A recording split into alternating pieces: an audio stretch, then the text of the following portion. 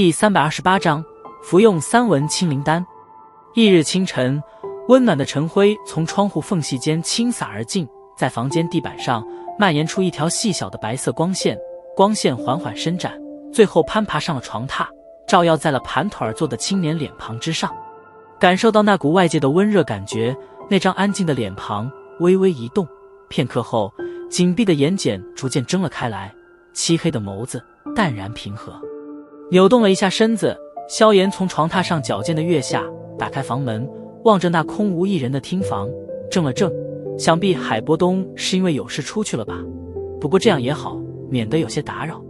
在厅房中随意的洗漱了一下，萧炎将房门门口处那个有着绿红两色的牌子红面朝上，这是请勿打扰的标志。做完这些，